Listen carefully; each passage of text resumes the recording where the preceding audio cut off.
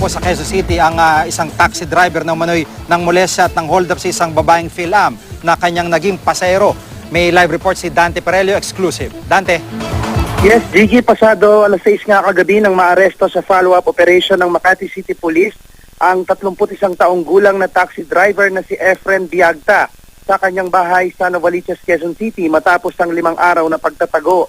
Suspect siya, Gigi, sa pananakit, pangmumolestya at pang-hold up sa isang 18 taong gulang na Phil-American National noong Sabado ng gabi sa Makati City.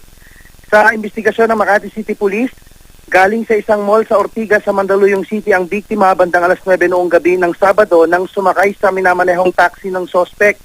Pero imbis raw na ihatid ang biktima sa kanyang bahay sa Mandaluyong, dumiretso ito ng Makati kung saan habang nasa biyahe, pilit daw nitong pinasinghot ng marijuana ang biktima bago sinimulang molestyahin.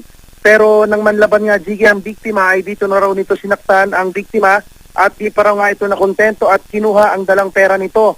Pagsapit naman ng Buendia sa Makati, nakatsyempo ang biktima at tumalon palabas ng taxi.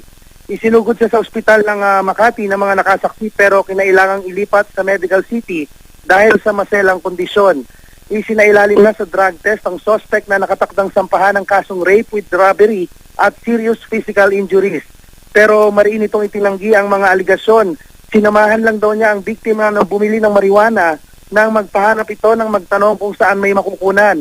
Inaalam pa, Gigi, ng pulisya kung may kasabwat ang suspect at kung may dati na itong mga kaso. Samantala, nananawagan naman ng Makati City Police sa iba pang nabiktima ng suspect na makipag-ugnayan sa kanila dahil modus daw nito, Gigi, na manghiram ng taxi na kanyang ginagamit upang isagawa ang pangmumolestya at pang-hold up. Balik sa'yo, Gigi. Maraming salamat, Dante Perelio.